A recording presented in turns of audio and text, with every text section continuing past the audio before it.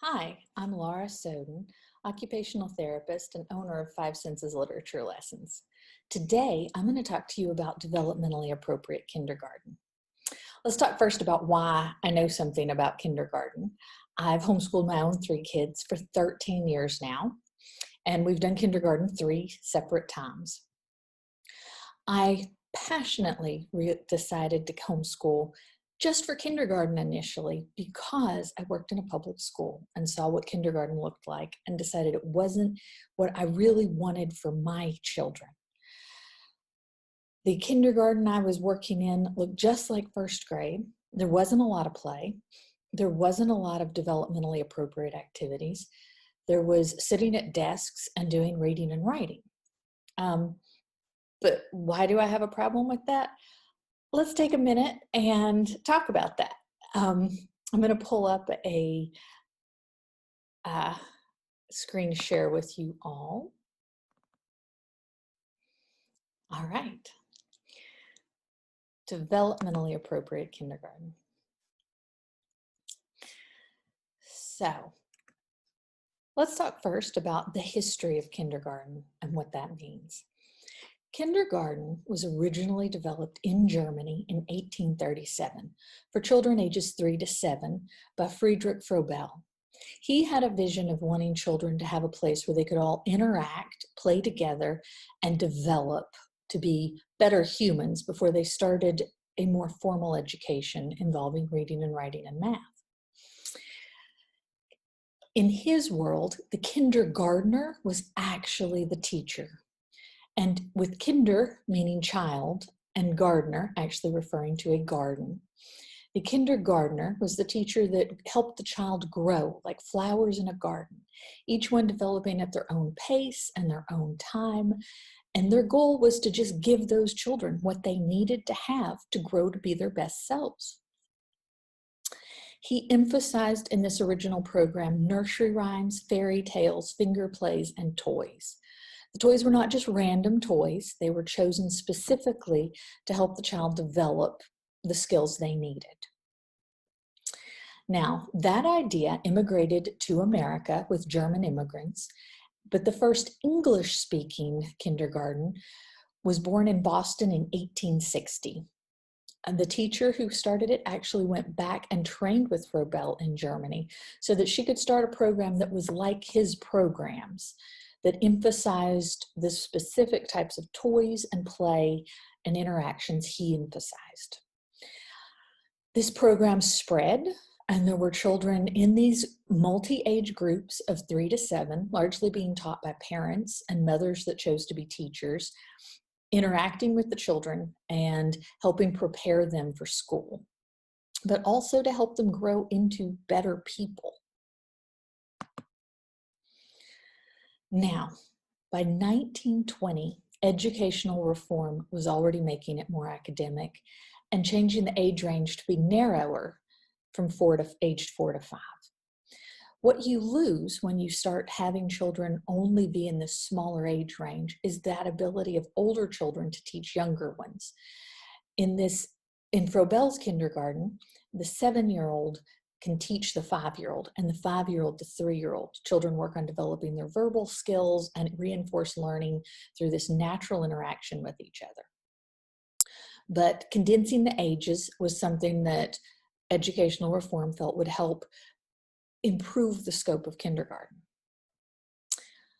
By the 1960s, more and more academics were being introduced into the school day, but the day was still only just 2.5 hours long. So if you went to kindergarten in the 1960s, you were now being taught your letters and numbers to prepare you for school, but it was at least still a short school day with children allowed to go home and play in the afternoon. By the 1980s, 96% of kids attended kindergarten, where it had previously been optional. And more kindergartens were becoming full-day programs.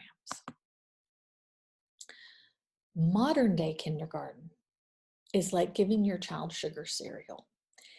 It says it has all the nutrition they need, but it's not actually as healthy as an apple or eggs or real food. So our current kindergarten, with all of our academic skills that is pushing children to read and write and do math, sounds great, but we're leaving out those important things that original kindergartens had. The time spent playing with dolls and blocks and developing verbal skills, developing the ability to talk to other children, developing innate understanding of language and physics and other activities children are designed to learn through play, we're losing out on. And our children are ending up malnourished mentally because they don't have what they needed to develop at the right age. So, what is wrong with kindergarten now? Our long school days are really too long for a child of age 5.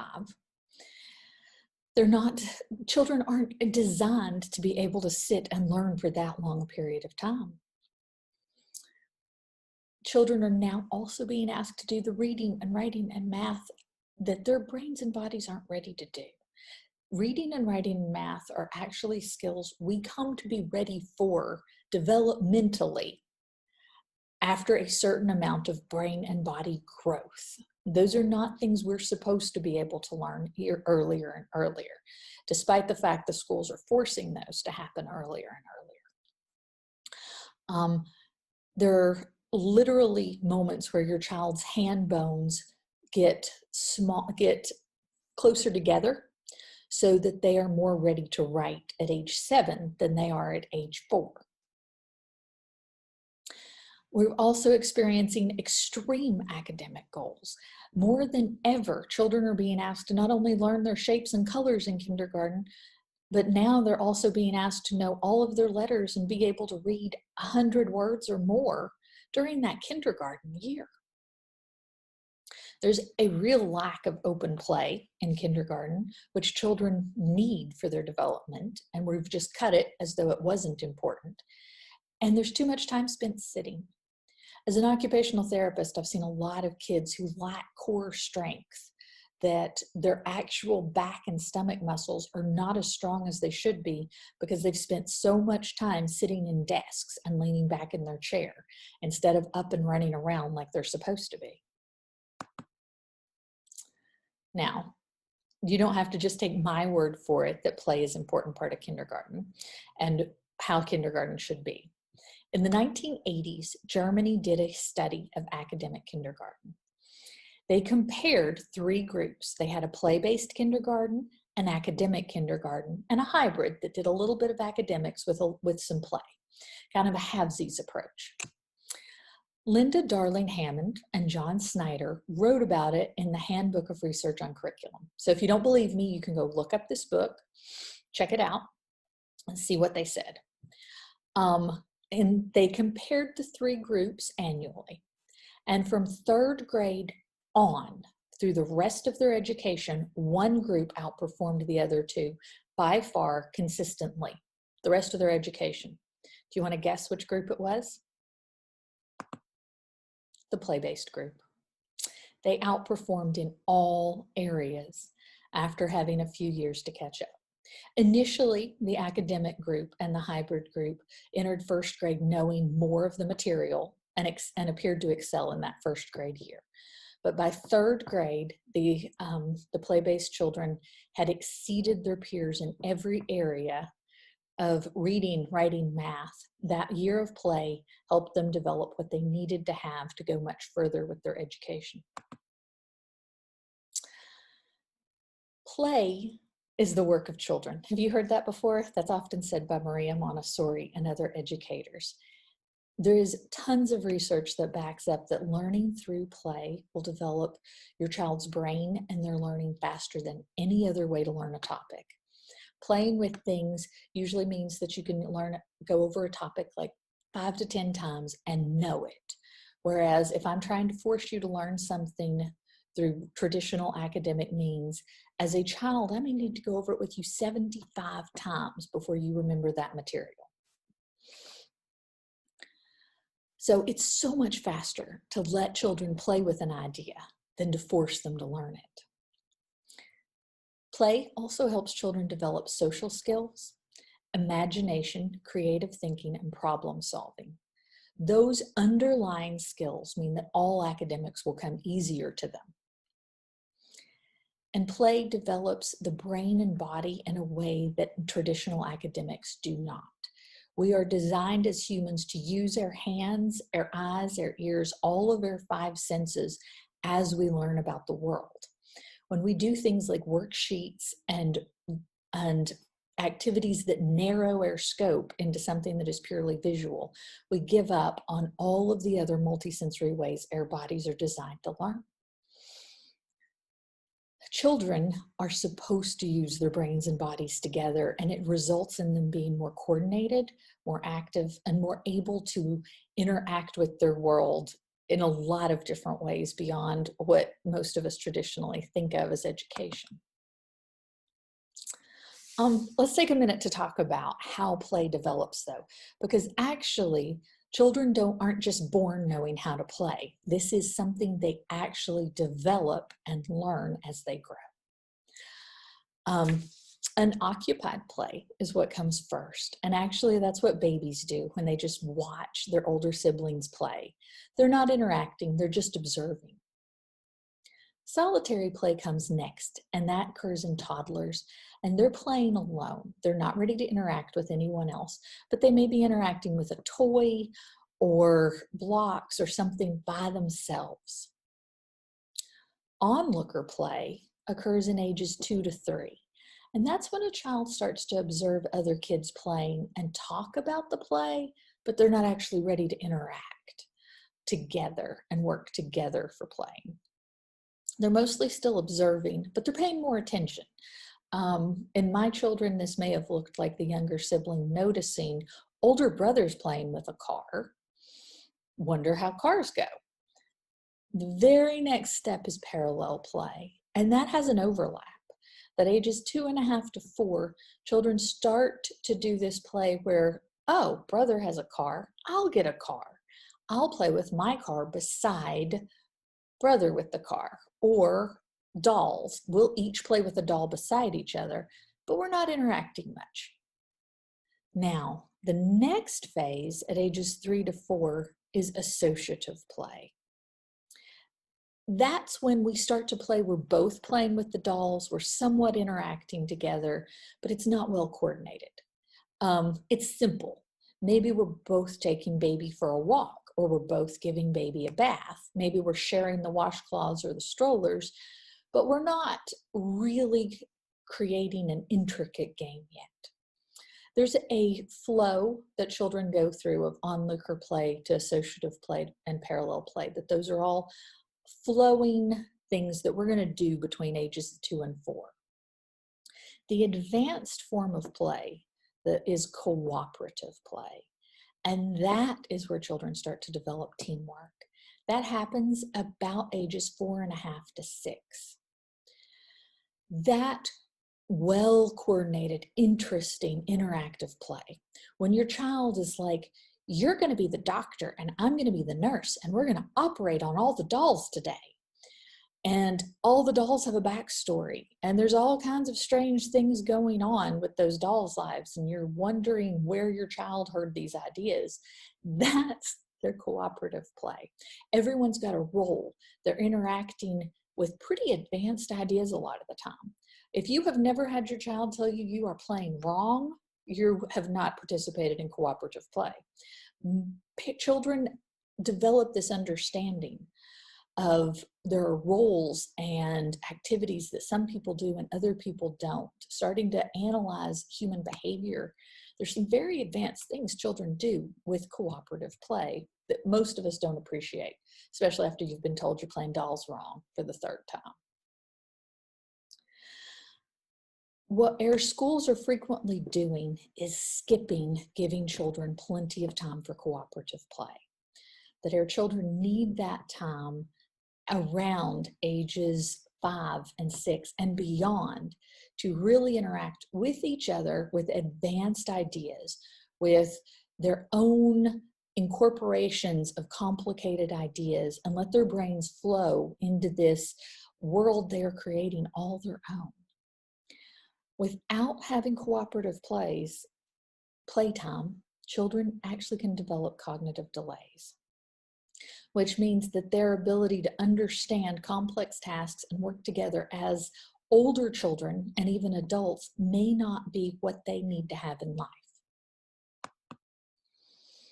So, what kinds of play do children need? And what toys was for Belle and older kindergartners insistent upon having? Because if I'm going to emphasize play, we should talk about what kind of play should they do. Play that mimics adults with baby dolls, playing dress up, small families of dolls. Help your child develop social skills. It helps them imagine what other people feel like. It helps them develop empathy. Every child, boy or girl, needs to have dolls and little doll families of some form. For some children, this could be little Lego minifigures, it could be adorable little calico critters, or it could be Barbie dolls. Playing with the idea of what do adults do and how do they interact helps children prepare to be adults. There's also certain kinds of play that develop specific cognitive skills. Puzzles help your child develop the ability to have visual perceptual processing, which is going to translate later into better handwriting, ability to read maps, ability to interact with all kinds of technology. Train tracks, and blocks help your child develop not only the physical motor skills of putting those together, but also they require planning. And you learn a certain amount of physics of what happens when you stack too many blocks and they fall over. What happens when the train goes down a track as opposed to up. Those activities let your child settle with the idea of how physics works, gravity and stuff, without having to have a lecture on it. Board games are also a great place for helping children plan ahead and think through, how do I get from where I want to be or where I am to where I want to be. There's also play that helps children grow their fine motor skills. And as an OT, I am a big fan of this. Children need to develop their fine motor skills thoroughly before we ask them to write. Writing is one of the most complicated things you can do with your hand. So we want to be sure in kindergarten our kids are getting to explore Play-Doh, they're cooking, they're doing arts and crafts, learning to use glue and scissors and color. Playing in the sandbox is a great activity for developing those fine motor activities while they scoop with a shovel, dig and scoop. And finger painting. Finger painting is a great way to explore making your mark on paper before you get into actually having to write with a pencil. It's much easier to write with your finger than it is with a pencil. So when it comes time to teach your child to write, that's a great way to start, is making it with your finger and then easing into maybe even painting it upright. And then you can work on starting to write on paper. Gross motor play is also essential for children to participate in. It helps them develop their balance and coordination, to be able to sit in a desk, to be able to focus. We require all kinds of motor skills in our entire body to be able to do well at actual schoolwork. Fine motor skills actually develop from the core to the arms, to the lower arm, to the wrist, to the fingers come last. So your child needs to be doing climbing and swinging. They also need to do activities like riding a bike, which is very complicated for the brain to have your legs doing each their own pedal, which is slightly off to each. They're not at the same pace. They're not like this, one and then the other is how they're pedaling. And the body has to then coordinate the hands steering. So it requires your brain to make a lot of connections that cross from the left to the right side, and all kinds of things become integrated in their body, doing these things like riding toys, jumping, running, throwing, and playing physically. Without that, It's harder for children to look across a page left to right to read. It's harder for them to coordinate writing. It's harder for them to grasp even sometimes complex things because their whole body wants to just lay down and rest. So they need those muscles. What else is going to be included, though, in my developmentally appropriate kindergarten year? Listening to books and stories is actually essential. It helps children build their language skills and their knowledge base. There are beautiful, wonderful picture books available, and each one teaches your child something about the world, and it also introduces words that you may not normally use at home. So they build their vocabulary. Building their vocabulary and listening to all kinds of interesting thoughts you might not normally say to them helps build all of the language centers of their brain that they're going to use later in both talking to people and in writing things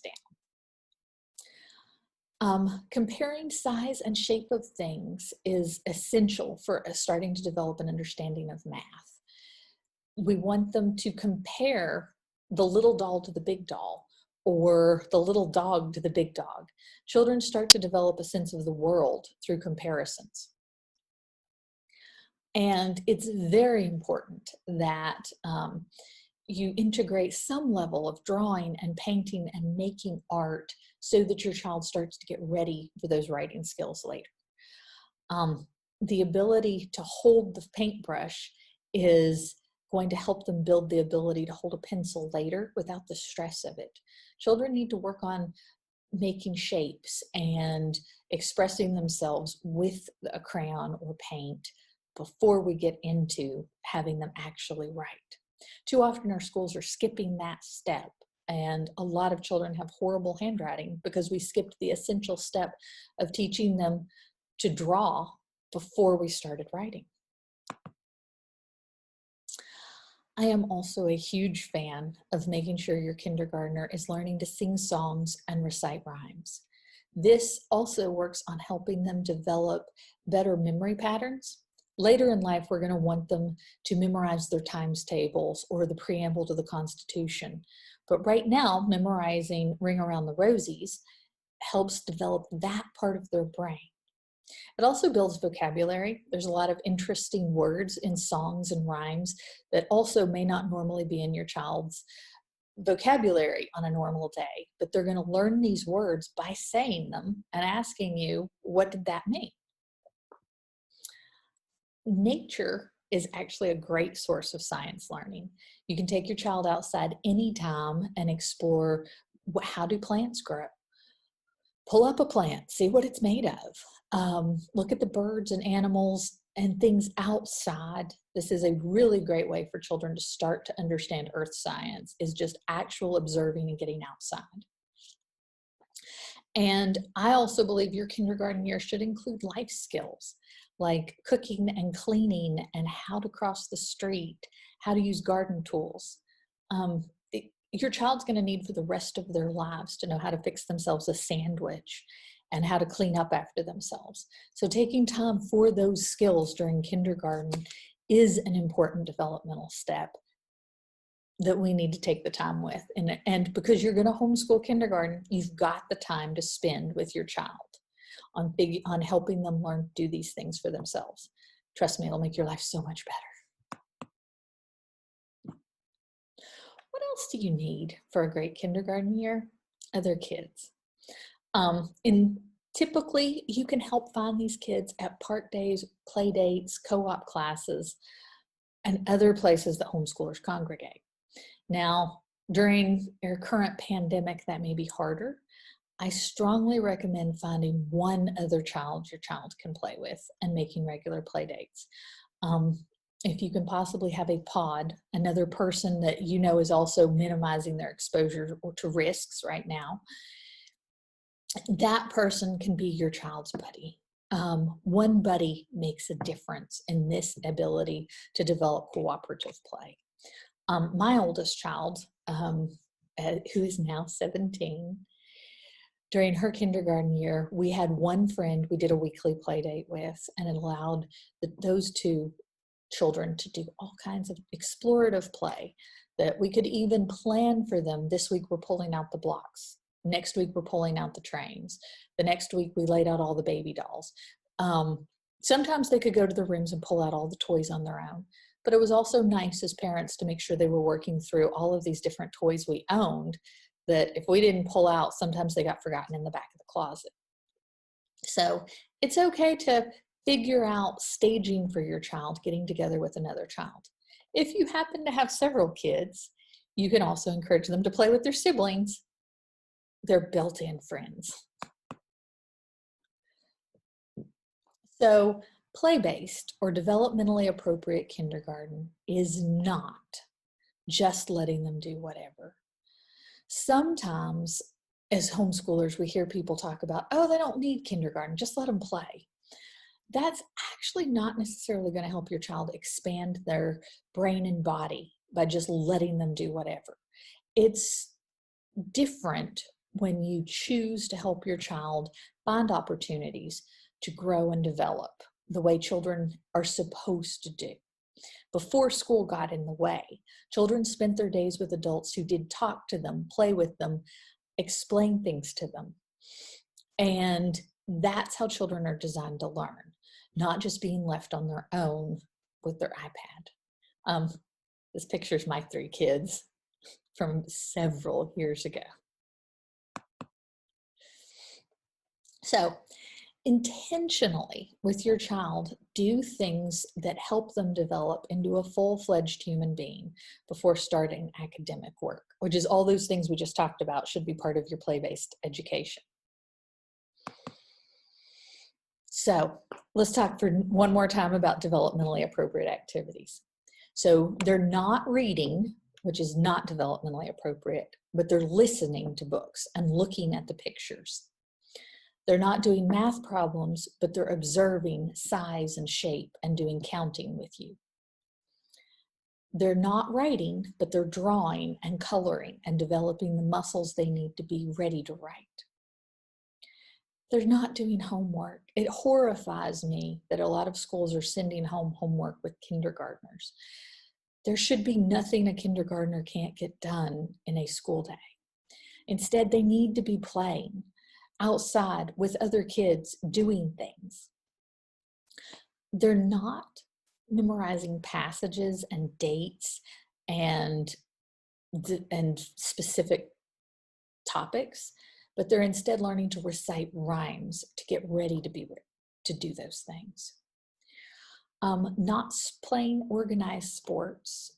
Organized sports are actually generally very, very rule focused, very focused on winners and losers and things that may actually not be developmentally appropriate for kids in the 3 to 7 age range, but they're not ready to understand these complex game rules. What they're ready for is a lot of free play. Lots of time throwing and catching a ball or learning to kick it's great. Playing physically is wonderful. They just don't require an organized sport at this age level. It's okay to step back and not push your child into organized activities at this age.